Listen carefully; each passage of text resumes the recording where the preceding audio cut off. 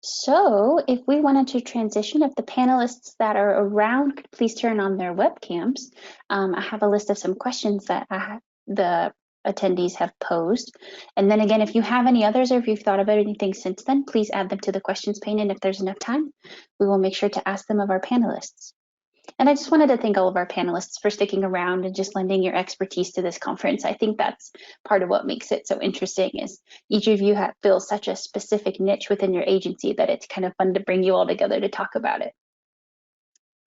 So without further ado, the first question I have is for Dr. Campbell. Let me see. And it is it possible to get a link to find where I can purchase a copy of the spraying calendar for 1913? So it sounds like we have some history buffs. Well, actually, it's a long story, and the answer is there is no link. I've been around so long and been in so many universities that you run across these kinds of things, but I'm sure there could be a way found. So if there's contact information for this, just send me an email and we'll see what we can do. Thanks, Dr. Campbell. I thought that was kind of a fun one. This question is for Daria. Daria, are there other boring insects that have D-shaped exit holes? And then the comment was, I have seen and treated insect infestations in aspen trees that looked very similar to the EAB exit hole. You know, not that I'm aware of, but I do focus mostly on invasive insects, so there very well could be others. But traditionally speaking, if you see an ash tree with a D-shaped exit hole, that's enough to be suspicious about for the emerald ash borer. There could be other D-shaped boring insects for other tree species, but definitely if you're looking at an ash tree, that's enough to be suspicious. Thank you. And then I had another question. Somebody wanted to know if your slides could be shared.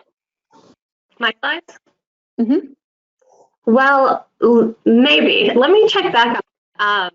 I think there's a problem, but I would want to square that away with the city of Tacoma.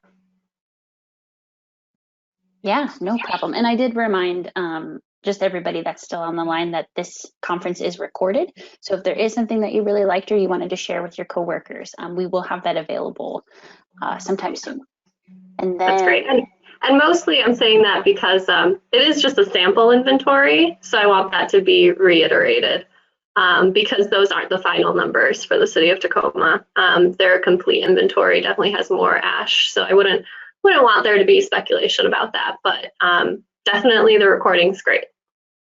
Perfect.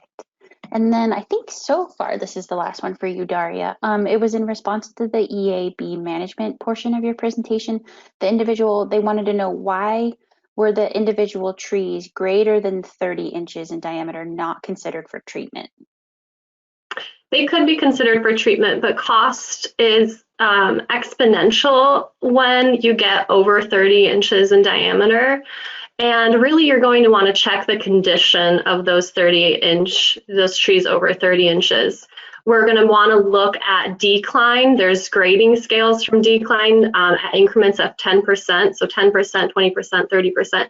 If the canopy of the tree over 30 inches it's not thinning in its canopy, it could be a contender, but also something to consider is sometimes those larger trees, they don't want to take the insecticide in.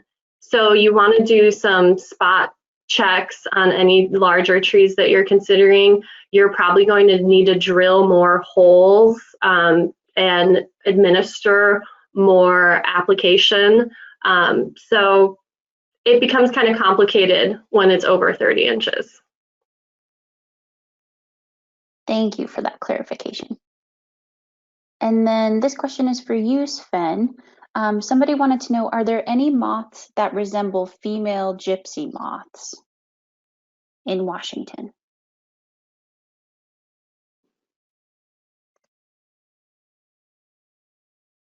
Okay, I think you can hear me, but I accidentally clicked the monitor. There we go. So yeah, there's a few. So certainly to the untrained to the untrained eye, there are a number of white moths in the family Geometridae who have similar markings.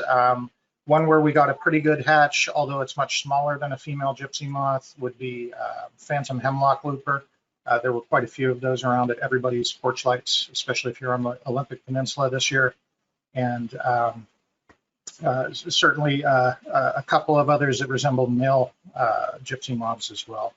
Best case scenario, just listen to what Justin said. If you're not sure, take a photo, send it in. If you can get a specimen, even better. But you know, we're always happy to do an ID, as are most of the folks on this call.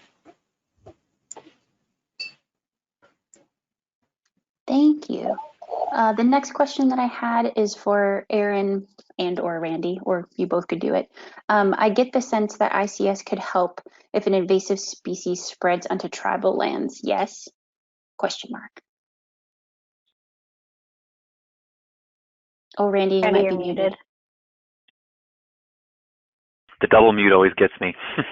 I can start us out and then I hand it over to Aaron. But yes, I know that a lot of our tribal partners do implement ICS because of their work with the federal government and the federal requirement for federal agencies to use ICS in their planning and coordination efforts. So yeah, absolutely. I mean, it's obviously up to them if they wish to implement it or not. But yes, it does very much assist in the coordination pieces with the feds. Aaron, anything else on that? I would just say that to the example that we're currently working at the State Emergency Operations Center from the wildfire impacts, we have a multi-jurisdictional, multi-agency situation with local, county, as well as tribal partners and the state, with some outside support from USDA. And that is all coordinated right now under this kind of structure of ICS, and that has been helpful. So I think scaling it down to working just on tribal partners, or just understanding the fact that often any sort of incident does span across jurisdictions, it is helpful as a standardized approach. Yeah. And just to add to that real quickly too, in the wildfire situation that we're seeing, because it's just so multi-jurisdictional because how it burned, we are seeing a lot of tribal coordination with the county emergency management folks, and then that gets passed up through the State Emergency Operations Center and then to the feds, et cetera. So to Aaron's point, yeah, there's a lot of multi-jurisdictional pieces to that, and county is one of those key pieces. Thank you. This question, I'm assuming it's for you, Justin. I think it was a clarifying question. Are freshwater mussels and clams the only, or invasive freshwater mussels and clams the only ones that have byssal threads, or are byssal threads found on marine clams as well? It's a good question. In freshwater systems in Washington, there are no mussels that attach to hard surfaces with byssal threads. So that should be definitely what everyone's alert for. Marine species, I believe the answer is yes, but I'm by no means a technical expert in anything. So if you want to shoot me an email about that, I'd love to connect with some of the marine folks at the Department of Fish and Wildlife to help answer that question fully. But my answer is I believe there are marine species with byssal threads. And before we move too far, can I get all the panelists to say smile and wave like on 3, and I'll take a screenshot? We'll go 1, 2, 3. Thank you. Those have turned out pretty fun. I saw the one from Tuesday. Sven, I have this is the last question that I had ahead of time, and this one was for you. And I think it was in regards to the snails.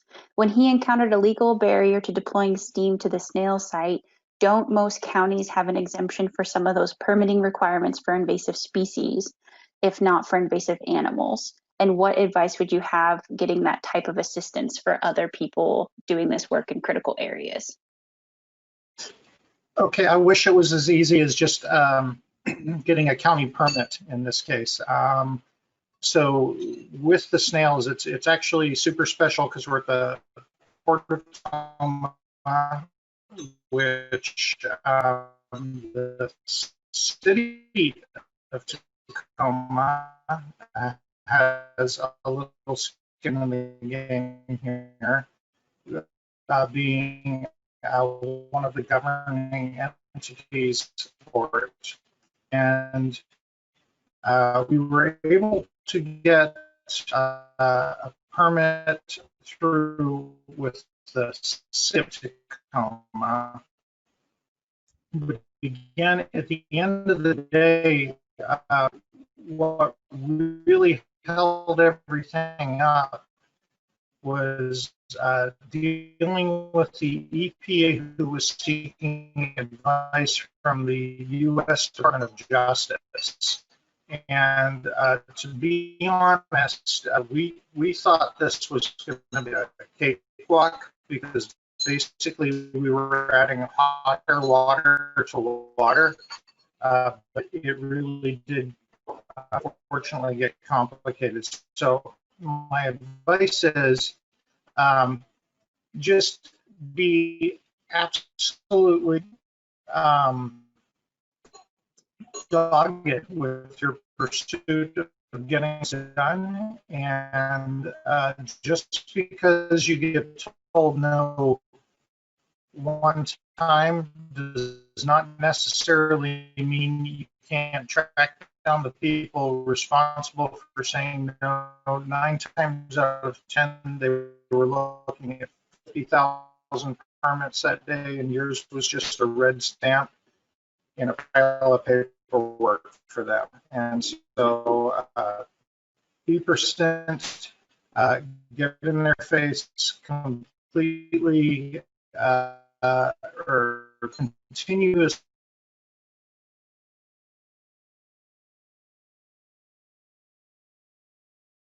That was a little delayed, but I think your main points were be persistent, make sure that they know that there's a problem, and don't be surprised if you get told no and then come back and try again.